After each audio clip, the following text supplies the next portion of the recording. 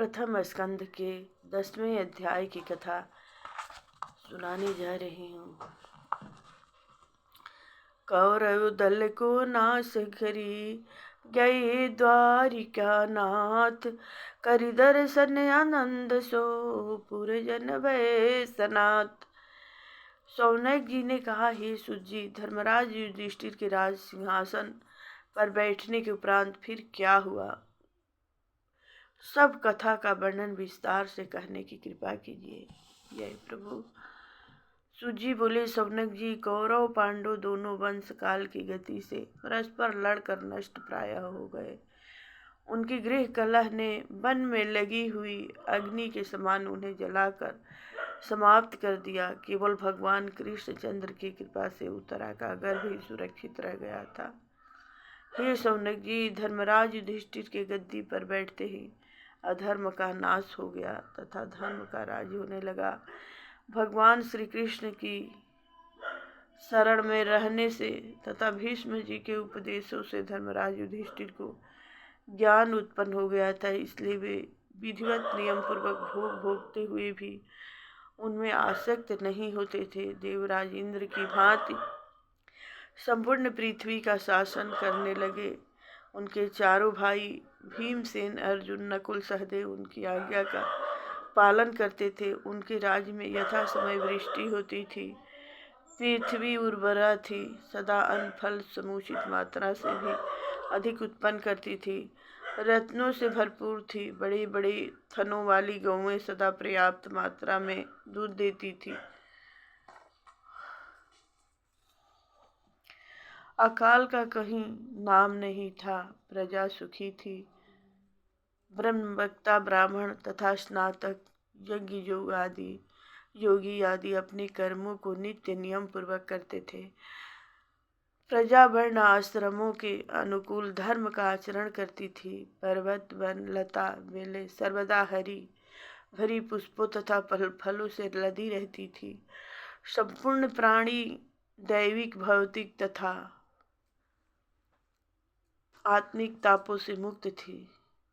भगवान कृष्णचंद्र जी अपने प्रिय बंधु तथा बहन सुभद्रा की प्रशंसा के हेतु कई मास तक हस्तिनापुर रहकर उनके शोक जनित ताप को दूर करते रहे। एक दिन फिर उन्होंने द्वारका जाने की अनुमति धर्मराज युधिष्ठिर से मांगी। धर्मराज ने बड़े प्रेम पूर्वक कंठ से लगाते हुए उन्हें द्वारका जाने की आज्ञा दी थी। भगवान कृष्णचंद्र सबको प्रसन्न करते हुए वृद्ध जनों से विदा लेकर रथ पर चढ़े। समान अवस्था वालों से मिले तथा छोटी अवस्था वालों ने उनके चरण छूकर प्रणाम किया। उस क्षण कृपाचार्य धृतराष्ट्र, गांधारी, कुंती, द्रौपदी, धर्मराज युधिष्ठिर, भीमसेन, अर्जुन, नकुल, सहदेव, उत्तरा, युयुत्स, गुरु धौम्य तथा वेद व्यास जी तथा माता सत्यवती आदि सब भगवान के प्रेम में मग्न होकर कुछ काल के लिए मोह युक्त होकर प्रेम आंसू बहाने लगे। सब नर नारियां भगवान के वियोग से बेचैन हो उठे, किंतु अब शगुन के भय से नेत्रों के आंसू जहाँ के तहाँ ही थाम कर आंतरिक दुख अनुभव करने लगे। वे पांडव जो नित्य भगवान कृष्ण जी के साथ खाते पीते, सोते जागते, उठते बैठते, स्पर्श करते तथा वार्तालाप करते थे, उनके हृदय की दशा का तो कहना ही क्या है। वे विराकुल होकर उनके जाने की तैयारी करने लगे। भगवान श्री कृष्णचंद्र जी की विदाई के समय अनेक प्रकार के मृदंग, ढोलक, नगाड़े, घंटा, शंख, झालर बजने लगे। उनके प्रिय सखा अर्जुन ने मोतियों की झालरों से युक्त श्वेत छत्र भगवान के ऊपर लगाया। उद्धव तथा सात्यकी उत्तम चवर डुलाने लगे। नगर की नारियां अपनी अपनी अटिलकाओं से झांक झांक कर भगवान के दर्शन करने लगी। आकाश से पुष्पों की वर्षा होने लगी। ब्राह्मण उच्च स्वर से भगवान को आशीर्वाद देने लगे। यद्यपि उन ब्राह्मणों के आशीर्वाद भगवान के लिए कोई मूल्य नहीं रखते थे, किंतु फिर भी लौकिक व्यवहार से मधुर और समयोचित थे। नगर की रमणियां भगवान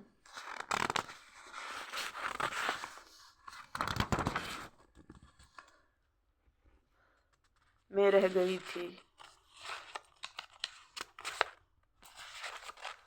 वे परस्पर इस प्रकार की बातें करने लगी, हे सखियों, ये सांवले सलोने पीताम्बरधारी जिनकी अवस्था सदा किशोर ही रहती हैं, सनातन ब्रह्म हैं, जिन्होंने सुंदरता में करोड़ों कामदेवों को भी जीत लिया है, जो कुंती नंदन अर्जुन के प्रिय सखा है, जिनका तेज करोड़ों सूर्यों के समान है, ये देवकी नंदन परम ब्रह्मा परमात्मा है। ये ही सृष्टि की उत्पत्ति, स्थिति तथा लय करते हैं। सृष्टि के आदि में भी ये ही रहते हैं और अंत में भी यही संपूर्ण प्राणियों को अपने में लीन करके योग निद्रा में सो जाते हैं। जब पुनः सृष्टि रचने की इच्छा है तब महत्व आदि समस्त शक्तियों को फिर उनके नाम गुण के अनुसार उत्पन्न करके उन्हें सृष्टि रचना के हेतु प्रेरित करते हैं। इन्होंने ही वेदों की रचना की है। बड़े बड़े योगी ब्रह्मवेत्ता तपस्वी ऋषि मुनि आदि को भी जिनके दर्शन दुर्लभ हैं, उन भगवान के दर्शन हमें आज अनायास ही प्राप्त हो रहे हैं। जिनकी लीलाओं तथा चरित्रों का वर्णन वेदों तथा पुराणों में है, वे ही परम ब्रह्मा आज हमें दर्शन दे रहे हैं। वे ब्रज की गोपियां धन्य हैं, जिन्होंने इनके साथ रास विलास तथा चरण स्पर्श का आनंद प्राप्त किया है। वे पवित्र नारियां धन्य हैं, जिनका इन्होंने पानी ग्रहण किया है, जो निरंतर इनके साथ रमण करती हैं। उन्होंने पूर्व जन्म में अवश्य कठोर तप किया होगा, उसी का फल इस जन्म में प्राप्त कर रही हैं। ब्रजबालाएं इनके अध्रामृत के पान करने के स्मरण मात्र से ही मूर्छित हो जाया करती थी, तो जो पत्नियां नित्य इनके अध्रामृत का पान करती हैं, उनसे बढ़कर इस त्रिलोकी में कौन भाग्यशालिनी होगी, जिन्होंने अपने बाहुबल से अनेक राजाओं को हराकर जिस रुक्मिणी जी का पानी ग्रहण किया है, वे साक्षात कमला हैं, जो सदा इन्हीं के पास रहकर उनकी चरण सेवा में रहती हैं। वे पटरानियां धन्य हैं, जिनके वश में ये आदि रूप भगवान रहते हैं, जिनके वश में यह संपूर्ण विश्व है। वे 16,100 पत्नियां धन्य हैं, जो इस भगवान को अपने हृदय कमल में बंद करके नित्य इनके चरणों की सेवा करती हैं तथा आनंद भोगती हैं। वास्तव में वे स्त्रियां पवित्र हैं और उनका जीवन सफल है, जिनके स्वामी ये जगत के स्वामी हैं, जो अलभ्य से अलभ्य वस्तु भेंट करके उनके चित्त को मोहित करते रहते हैं। भगवान श्री कृष्णचंद्र जी को घट घटवासी तथा सबके अंतर्यामी है। उन स्त्रियों के मन की भावनाओं तथा भक्ति को जानकर उन्होंने मधुर मुस्कान के साथ संपूर्ण दृष्टि से उनकी ओर देखा और उनका अभिनंदन किया। इस प्रकार संपूर्ण रंग नगर वासियों को आनंदित करते हुए विदा हो गए। धर्मराज युधिष्ठिर ने प्रेमावेश में यह शंका करके कि कहीं कोई शत्रु मार्ग में आक्रमण न कर दे, रथ, हाथी, घोड़े तथा पैदलों की एक विशाल सेना अस्त्र शस्त्र से सुसज्जित भगवान कृष्ण जी के साथ कर दी। पांडव लोग पर्याप्त दूर तक भगवान कृष्णचंद्र जी को पहुंचाने के लिए गए। जब नगर से अधिक दूर निकल आए तब भगवान कृष्णचंद्र ने पांडवों को कंठ से लगाकर नगर को लौटा दिया। केवल उद्धव तथा सात्यकी ही उनके साथ द्वारका के लिए गए। ही सौनकी, भगवान कृष्णचंद्र जी विशाल सेना के साथ कुरु, जंगल, पंचाल, सूरसेन, यमुना के निकटवर्ती प्रदेशों ब्रह्मवर्त, कुरुक्षेत्र, मत्स्य, सारस्वत, मरु प्रदेश आदि को लांघते हुए सौवीर और आभीर देशों के पश्चिमी भाग अनर्त देश में पहुँचे। भगवान श्री कृष्णचंद्र जी के रथ के घोड़े कुछ थक गए थे, विश्राम के लिए उन्हें वहाँ खोल दिया। भगवान कृष्ण जिन प्रांतों में होकर गुजरते थे वहाँ के राजा बड़े आदर के साथ उन अनेक अनेक प्रकार के उपहार ले लेकर उनका सत्कार करते थे। भगवान श्री कृष्णचंद्र बड़े आनंद के साथ अपनी यात्रा करने लगे। 11वां अध्याय की कथा। मगन भये नर नारी सब, सुनि आगमन यदुराय, ले लेकर उपहार बहु, धाये जन हर्षाय।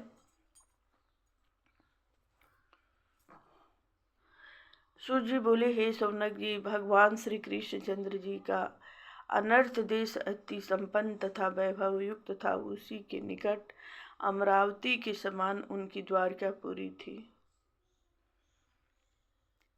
अपने देश की सीमा में पहुंचते ही उन्होंने अपना 5 जन्य शंख बजाया, जिसकी ध्वनि से संपूर्ण प्रजा की विरह वेदना नष्ट हो गई। उन्होंने समझ लिया कि हमारे प्राण प्रिय भगवान श्री कृष्णचंद्र आ गए हैं। श्वेत शंख भगवान कृष्ण के रक्त वर्ण ओठों तथा करों पर ऐसा शोभायमान था जैसे लाल कमल पर राजहंस शोभा पाता है।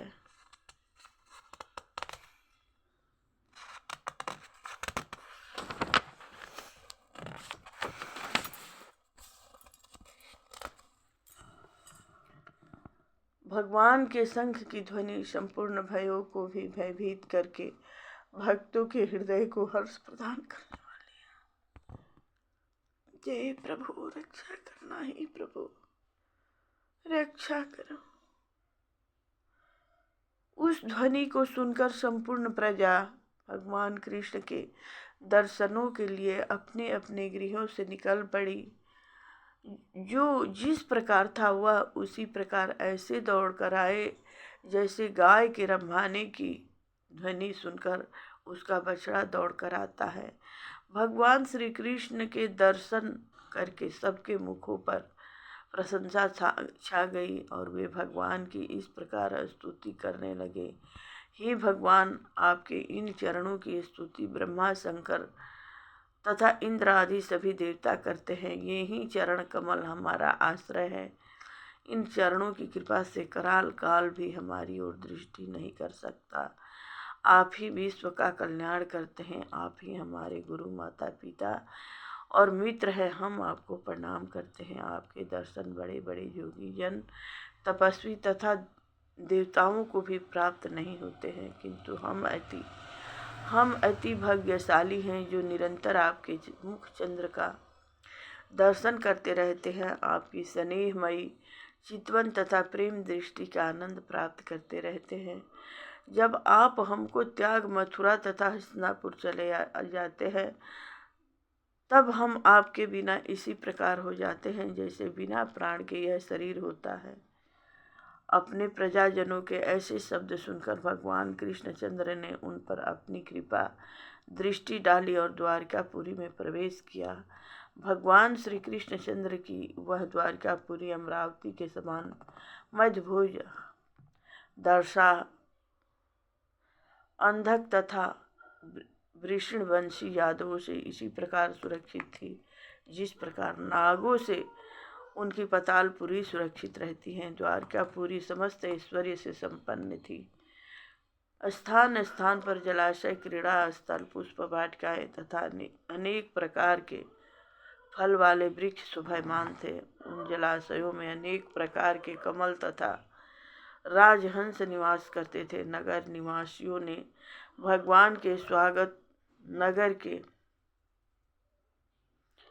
फाटकों, गृह द्वारों तथा सड़कों पर वंदनवार चित्र विचित्र ध्वजाएं, केलों के खंभ तथा स्वर्ण कलश सजाए सर्वत्र सुगंधित जल से छिड़काव किए गए। भगवान के स्वागत सब स्थानों पर अक्षत, कुमकुम, फल आदि बिखेरे गए। उनके उपहार के लिए दही, अक्षत, फल, धूप, दीप आदि सामग्री ले लेकर नगरवासी प्रेम विभोर होकर अपने अपने द्वारों पर खड़े थे।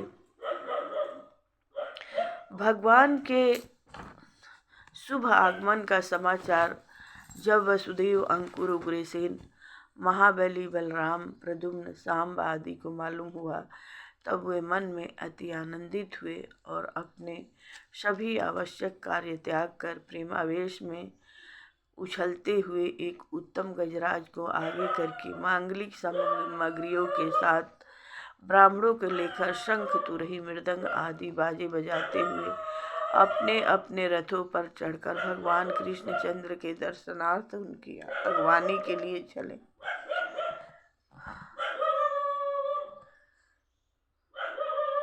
भगवान श्री कृष्ण के दर्शनों के लिए बहुत सी रमणियां, जिनके मुख चंद्रों पर कांतिमान कुंडल झिलमिला रहे थे, पालकियों में बैठकर अगवानी के लिए चली। भगवान कृष्ण ने अपने बंधु बांधवों तथा नगर निवासियों एवं दास दासियों सबका यथा योग्य सम्मान किया। किसी को प्रणाम किया, किसी का मधुर वाणी से आदर किया, किसी को कंठ से लगाया, किसी का मुस्कुरा कर सत्कार किया। गुरुजनों से लेकर चंडाल प्रयत्न सबका भली भांति सत्कार किया, सबको उनकी इच्छा अनुसार वरदान दिया। ब्राह्मणों तथा वृद्ध जनों को आगे करके भगवान कृष्ण ने इस प्रकार गाजे बाजे से नगर में प्रवेश किया। हे शौनक जी, जिस समय कृष्णचंद्र अपने महलों को राजमार्ग से होकर जा रहे थे, उस समय संपूर्ण कामनियां अपनी अपनी अटिलकाओं पर उनके दर्शन का आनंद प्राप्त करने के लिए चढ़ गई। भगवान श्री कृष्णचंद्र सच्चे सौंदर्य की मूर्ति हैं। उनके मुख तथा नेत्रों में से सौंदर्य सुधा बरसता है। उनकी विशाल भुजाएं संपूर्ण विश्व को शक्ति देती हैं। उनके सुंदर चरण कमल भक्त जनों के आश्रय हैं। संपूर्ण द्वारिका वासियों के नेत्र एक क्षण के लिए भगवान कृष्णचंद्र के मुखचंद्र पर टिक गए। उस राजमार्ग पर उनकी झांकी अद्भुत थी। उन पर श्वेत छत्र लगा हुआ था, यथा श्वेत वर्ण के ही चमर डुलाए जा रहे थे। श्याम शरीर पर सुंदर पीताम्बर, कंठ में कस्तुम्भ मणि तथा वक्ष स्थल पर वनमाला तथा श्रीवत्स का चिन्ह सुशोभित था। उन पर चारों ओर से नगर नारियां पुष्प वृष्टि कर रहे थे। भगवान कृष्ण सर्वप्रथम अपनी माताओं के महल में गए। वहां जाकर बड़े विनम्र भाव से आदर पूर्वक देवकी आदि सभी माताओं के चरणों में साष्टांग प्रणाम किया। माताओं ने वात्सल्य स्नेह के ओतप्रोत होकर उन्हें कंठ से लगाया, अपनी गोद में बिठाया। माताओं का हृदय हस्त से खिल उठा, उनके स्तनों से दूध बहने लगा। आनंद विहल होकर उनके नेत्रों में प्रेम आंसू बहने लगे। तत्पश्चात माताओं से आज्ञा लेकर वे अपने भवन में पधारे।